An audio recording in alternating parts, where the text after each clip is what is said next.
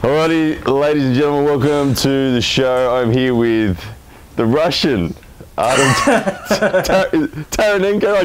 I just practiced this guy's surname and I still forget it. But Artem, how are you, man? I'm good. You know what? You can just call me Bowen. Just call me Artem Bowen. That's it. Hey, you haven't beaten me in a super match yet, so. Oh, it's coming. It's coming. Don't worry about that. Don't even worry about that. If you would at all just hurry up and settle your citizenship out, I would have you out here. But I think that you're dodging it. I think you're deliberately delaying it because you don't want to. Yeah, I guess I burned all my Russian documents, so the super match would happen. I guess that's it. It's all on the fire. But I tell you what. Are you an illegal over there or what? I'm legal. I just see. I'm in a really funny spot where, like, my Russian documents expired, and I don't have enough American documents, to fly. So, so you're an illegal. I could have used my Russian documents, but they just expired. But otherwise, they'll have worked for applying for some, Australian, whatever passport I will require. But for me, it just will be way easier to get citizenship. So once I get the citizenship, I can basically fly everywhere. But I think what you're actually trying to tell us is that you're an illegal over there and you should be thrown over that wall. I can show you my green card. It's made out of plastic. It's real. It's green, so it's all good. All right. You know what I'm thinking? I'm thinking if actually right now you can call me Artem Bowen, but once I beat you, I have to become Artem Irwin. Once my Australian accent will be nailed down. Oh yeah, mate, crikey. Yeah, it's gonna be 6-0. I'm going, fucking crikey! I beat Ryan Bowen. What is your story though? Like I think you and I actually started in the sport pretty similar time. I've been 5.5 years. How about you? Yeah, it's all been the same. I think I would say I'm like, maybe five and a half will be also accurate. It just, depends, because I started in Russia though. But as far as like kind of social media goes, we did start it in like perfectly same time. Because like I remember your, Instagram and how you've been beating some, big guys and stuff and trying to get hype. Yeah, Murray Mackay. Yeah, I remember like because I used to have.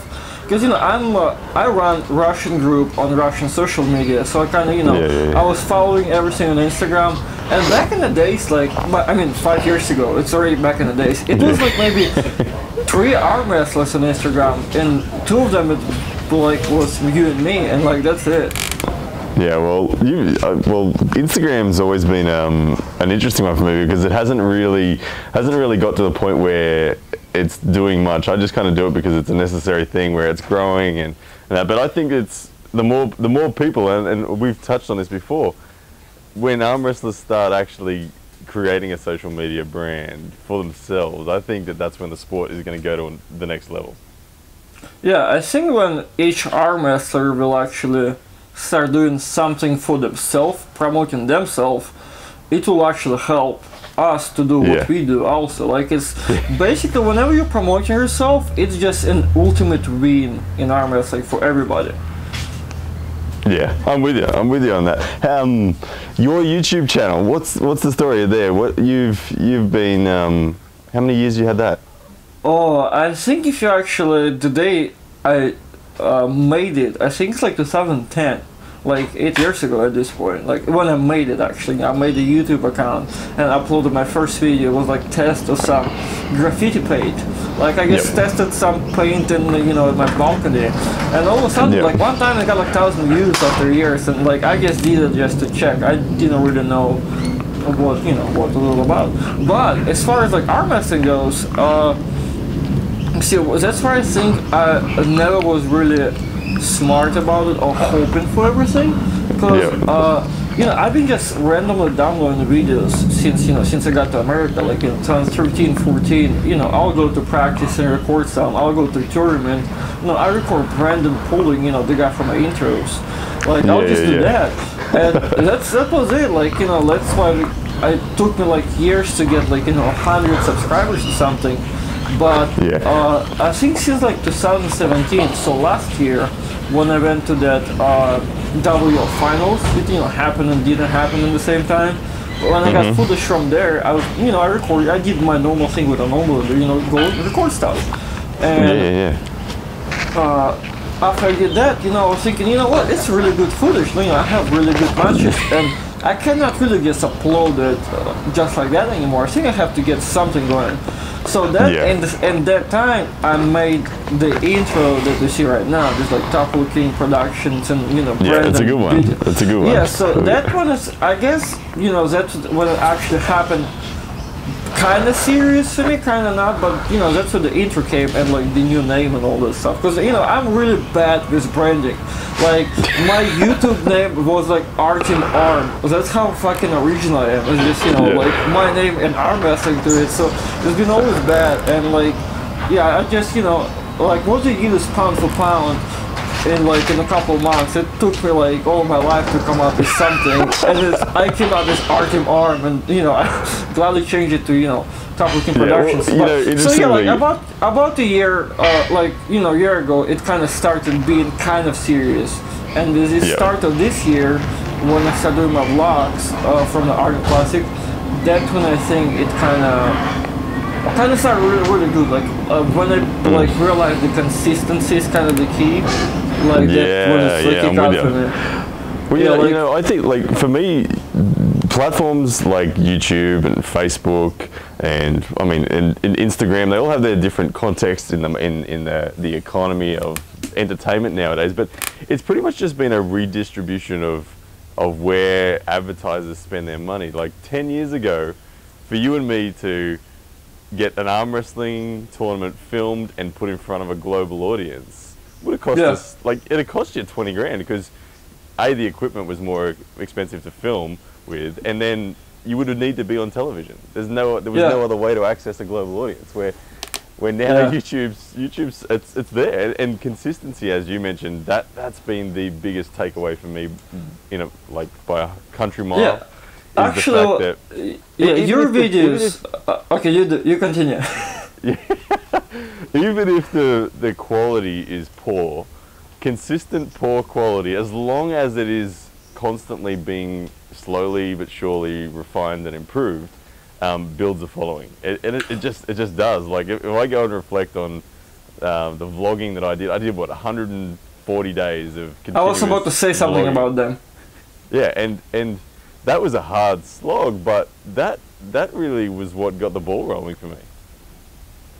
I was actually, when I was thinking about consistency, your 100 days did motivate me, but I was like, they were really poorly, like there was like no message in them really, you just did there was nothing. It was really horrible for me kind of, but you did, like, it was consistent, but quality like just wasn't even there, like it was, like what this guy doing, like, but it did motivate me though to do my vlog thing. I'm like, if Ryan can do this shit every day, and it's absolute nonsense, like it just like you playing with your dog or something, or I'm like, if I can throw a bit more message in there, I can do that too. So like, that's why I started doing my vlogs.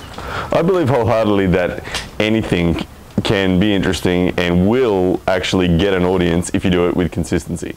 Like even if it is just playing with your dog, that your dogs are going to start, people are going to start to get to know your dog as well as you know your dog, and vice versa, and they're actually going to want to tune in to see how the dog's doing for the day, like whatever it is. And so arm wrestling, we're at a point in the sport, and I'm the eternal optimist on the sport. I enjoy the process of this so much that I genuinely just don't think I'm ever going to stop doing it, because I've run like 10 different businesses over my lifetime in the last 10 years, and the very first business I ran was probably the most profitable business, but I hated doing it.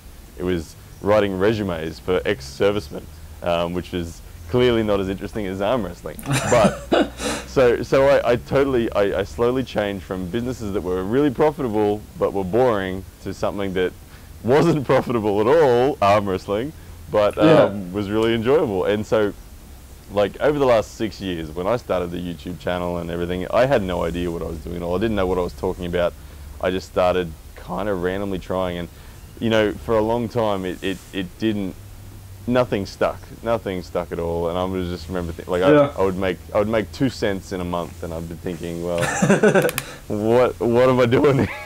Yeah, I remember actually telling you when you was pulling Justin, I'm like, dude, would you upload your videos on YouTube? Because you had them on Facebook, and you were like, oh, nah, I got like money from something else. And I'm like, okay. And I guess then you like, I guess you realized that I was always right. Yeah. Except on how you and I are going to go in a super match. But we'll sort that one out later. Oh my god. I must admit, actually, when I gripped you in Louisiana, I thought you felt decent. Well, yeah, you did not beat me one single time. I figured I felt fucking decent.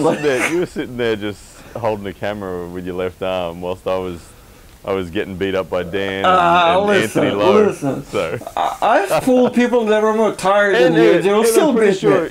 You pulled me after I just got drilled by Craig Touye as well. Oh, no, I think I pulled Craig first than you, no?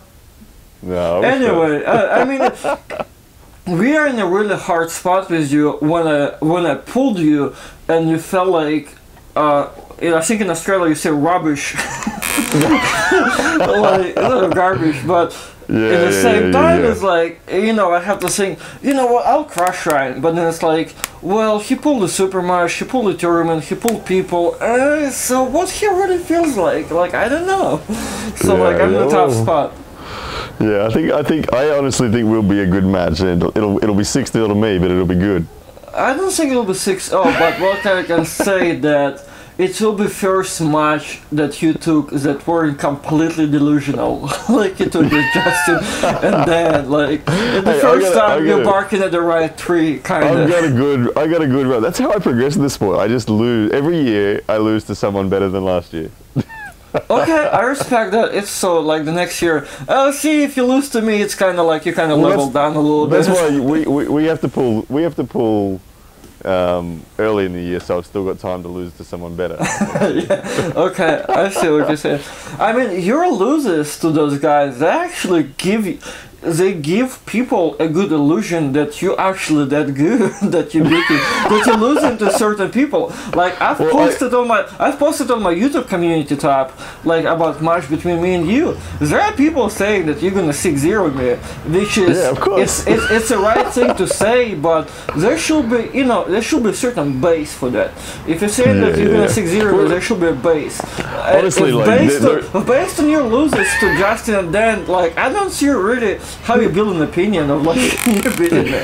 Like honestly, coming from the Australian arm wrestling scene has been something where we're so isolated from the rest of the world, and we're still very new, that it's been difficult to get a true measure on where Australia's best guys are at. Yeah, I agree with you. The only measuring stick I've ever had has always been Danny Tesh. I've always seen how Danny went at WAL. You would have seen him in action. He's legit. Yeah. I know it, and the guys, everyone in the US agrees that Danny's legit. I mean, he pinned Paul Talbot, Tony Katowski, Frode Hoagland. He's done all that, so he's got runs on the board. And even though Danny is up 10-1 on me, I always know that every time I can hit him to 1 inch from the victory, and he then has to grind it out. And so I train with the guy every week, and so it's always been, well, man, I can get so close to beating Danny, and I know where Danny's at. So I've always been optimistic that, look, if I can move Danny, I can move bloody Artem Taranenko. Oh my god. But I'm slowly getting the data there, and I think that Australia is on they're on like sort of 3 to 4 years away from having at least a handful of genuine elite guys. Yeah. All right. But yeah, so I think 3 to 4 years until Australia has a handful of genuine elites that the world accepts as genuine elites. Yeah, I mean, I see what you're saying. We had this problem with Canada too when. Let's say Daniel Worley was pulling Evan Bourgain. It's like Worley beat all those people, and Evan kind of beat some people that we don't really know who they are. So it's you know, it's hard. So yeah, having Danny here at WL, I guess it did help a lot to Australian arm wrestling to see what, you know, everybody is at. Yeah, so it's always a good thing to travel and either get your ass whooped like you did. Yeah. Well, like I said, it served me well. I actually really enjoy the losing to people. It's a weird psychology, but I love it. Like I say to myself, there might be 1,000 losses between my start and me being the best in the world or something. That, like, the fact is that if there is a finite number and you knew what that number was in a crystal ball, you just go rack up those losses as quick as you can. I agree. But yeah, so yeah, I'm completely opposite about losing. Like, losing is completely you know, people like say, you know, they learn from losers and all that, and like they feel motivated about that. I'm not. Like, I completely. It's not like I hate it. It just doesn't motivate me. What motivates me if I'm not training or like I've been just relaxing and I can come, you know, either beat someone in the tournament or, you know, pull somebody and like beat someone when I'm like completely in a fucking garbage shape. That motivates me a lot. I'm like, yo, what if I have been training? Like, what's gonna happen? Like, it's gonna be crazy. So when I pulled you, I'm like, yo, this guy doesn't even know I haven't been training in a week. Even though he pulled 20 people before me, but he's up for a ride. Good stuff. Hey, I want to know your opinion. Who's going to win between Dan Mosier and Brett Coots at Arm Fights Unleashed 4.0? Oh, who is the other guy? See, beautiful. That proves my point exactly, that no one knows where Australia's at. Brett Coots is the guy that Dan's taking on. I only know like probably 3 guys from Australia. Maybe 4, well, 5 now. Okay, it's going to be you, Jordan, Phil, Danny, and I fucking Lachlan guy. Lachlan, I don't know how to pronounce that. Yeah. Gotcha. So like, and 4 of you all like super kind of delusional. Well, I never talked to Danny, so I think Danny is a really cool guy. So 3 of them delusional. I love Phil, and I think Danny is a strong guy. So yeah. Yeah, I don't know, like, yes, yeah, I see where the problem is at, so, yeah, I don't really know. The good thing is, like, Brett Coots has had, to enlighten you, Brett Coots beat Ron Barth in the beginning of this year. To put it into perspective, that shows you where Brett Coots is at. They had a super match, Brett Coots won 3-0 at the Arnold's Classic. But there's no footage of it because there's just, you cannot type it into YouTube and find it. But Brett Coots beat Ron Barth, and he will face Dan Mosier at 95 kilos. Brett was like 110 kilos when he faced Ron. He'll be they've agreed on 95 kilos, and he is like a super slow moving, but hugely strong if he gets his wrist bent at all. So, having felt Dan and knowing what Brett's got, it's a 50-50 match. Like, if Dan takes Brett's wrist, he'll get the job done. But if any degree of wrist ends up being bent from Brett, then Brett wins. So, interesting. Yeah, it's yeah, I see what you're saying. I think Ron Bass is a really good win, but Ron also loses to, you know, I don't know, kind of random people sometimes. So it's like, you know, he's also old and he built like a Greek god, so like hard to say anything about it. Yeah, but from what you just said to me, I think it's really hard to bet, but I think it will be a really good match. It will be a better match than Dan had against you for sure. Yes, it will be. And so, what's the next chapter for you with your content? I'm just trying to be like you, Ryan. That's all. My goal is to be Ryan Bowen. Yeah, so I'm just trying to see. My problem is that all my content for this year, you know, I think it was the first year when I took my thing kind of more serious. Like, it was the first ever, you know, growth actually on my channel. So I think for the next year I need to brand it more. I need to kind of categorize everything so it doesn't look like big bourge of things.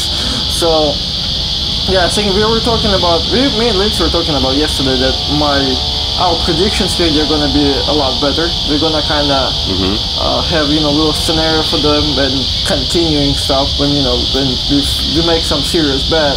The next thing we'll do a show going and, you know, paying to buying this stuff. Yeah. Since I'm mostly I honestly think your prediction videos are hilarious, and yeah, seeing the follow through video of the bet actually coming about, that'd be entertaining. Yeah, I think it will make a good fun episode. I think if I put more, you know, input into the figures, I think it will be good. Especially, I want to make sure that Lindsay is gonna be in all of them, because just me, it's, you know, I'm funny but I'm boring without you. Like when we're together, it's just nuts. It's not even about predictions anymore. It's like we're gonna, you know, outsmart each other. Yeah. And then for other stuff, I guess I'm gonna try to do more training videos, because, you know, like you have the same people coming into arm wrestling asking the same questions, like, hey bro, how I'm gonna train my lock, or I'm gonna train this, how do I get stronger in this, how I'm gonna get faster. So I'm thinking, I wanna make sure I can answer those questions just with one video that I have done, like it's made, so I can just post a link, that's it, every time, you know, it happens. So that's going to be my plan for, you know, for next year. Become more like Ryan Bowen, become more branded, you know, more, because, you know, the whole thing, I was just reading it on YouTube articles today. In order for actually have a successful channel, you have to, like, the first thing you have to do is to build an audience. If you have an audience of people that actually follow you and subscribe to you, and like your good subscriber base, that's a like good start of your channel. Like if you can have actual people follow you, all the same people, and, you know, they really, you know, to eventually, you know, pay for memberships, or, you know, like just support you in any way possible. That's a really good start, and that's what I'm liking it. Like most of my views are coming from people that are not subscribed to me, because I'm crying about all the time. So people, if you watch this, subscribe.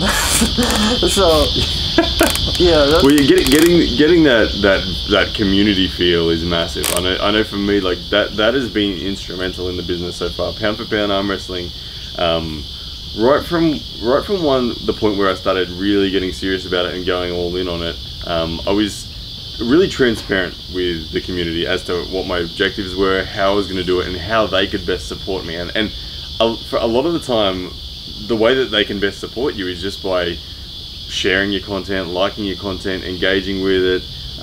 Even things like letting the ads run to completion makes a massive difference to the channel. And the magic part about it, it's free. Like people don't have to do nothing really. Just it's free. You can like someone posts, it's free, and some people not even willing to do that, and it's like, come on. Like you can tremendously. Hey, I gotta randomly apologize for the dude that's mowing his lawn. Just to everyone that's going, what on earth is going on with this audio?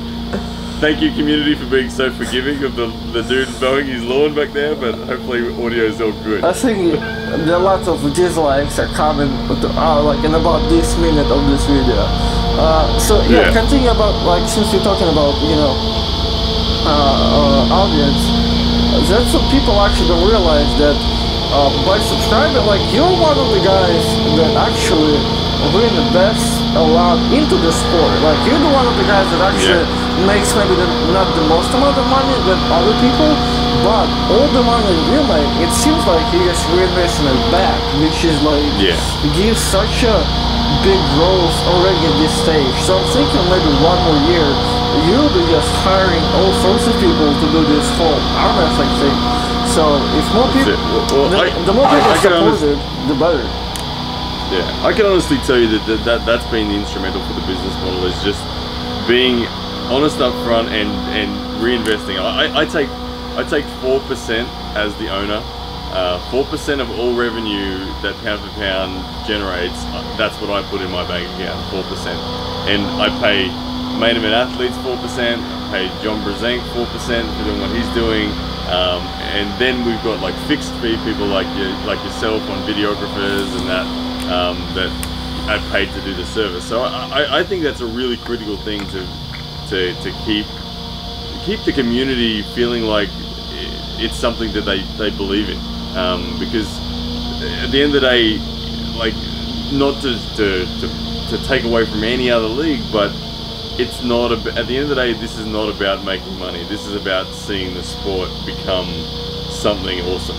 So yeah, exactly. But the community is the way to go. Yeah, I think because I think 2020 it's a little bit more about like making money, because I think if we all together can actually make this work at this stage, I think you know, if we all together will, you know, I don't know, trying to improve ourselves in the next year or do the same thing, I think it's already real, you know, this far. Like, but here's the thing, I think it's the more your revenue goes for pound, it's actually the whole arm is gonna go. Like, I think we're on to something great at this stage. Yeah. We're gonna make our mess great again from Australia and Russian mafia home. I'm not sure. Maybe we all just money laundering for Ryan, but it seems like it's been working for, you know, every one of us. Yeah. No, it's a really enjoyable process, and I honestly couldn't be happier that this is what I get to do full time. It's an absolute honor. So the support of the community means everything to me. But man, we've been talking way too serious for way too long. We need to end this show with something fun. How about an accent challenge? All right. I mean, your Russian is better, so I think this time you have to go first. All right, I'm gonna kick this one off. So you're going Australian, I'll go Russian. Well, hello, my name. Sorry, do not interrupt me when I'm speaking Russian. Hello, my name is Artem Taranenko, and I am a Russian arm wrestler. I am actually quite average. I believe that my top roll is good, but in reality, it's only average, and my hook is very, very disastrous. So I believe I will have a super match with our Australian Ryan Bowen in 2019. I plan on crushing him, but I'm actually very doubtful I can do it deep down. I don't really believe in myself. But hey, subscribe to my YouTube channel. This is amazing. I'm a good photographer. You pay me money, I take nice photo, and we talk business. All right, that's me. I wanted to ask something, but you just talk so much shit about me in my own voice. So I need a second to reconstruct. You gotta get some good material lined up. Yeah, I was about that, you know, like, well, and if you're not subscribed on my channel, you're gonna end up in the river. The December button on your feet. That's all I gotta say. Yeah. Alright, give it your best shot. Yeah, Australian. Hold on, you just crushed me. I don't think I can win it at this point, but hi mates, I hope you all doing well. Ryan Bowen is here. I would like to record this video in one take, but you know, the front fell off, and yeah, I'm gonna crush Artem Taranenko just like I was planning to crush, you know, Justin and then Moja 6-0. Yeah, as soon as I'm gonna crush him 6-0, it's always gonna be like fucking crikey, eh? Oh my goodness. I have no idea what that is blending between. I can hear a bit of Neil pickup in there. Oh yeah, I throw some A in there like a Canadian. I'm still like, see, you put me in such a horrible spot when I'm trying to learn English, but you already want me to throw Australian on there, so it's fucking crikey. So I'm. Yeah. And then the phone fell off. So what the fuck? Yeah, that's terrible. Anyway. I think I win that one, but you guys.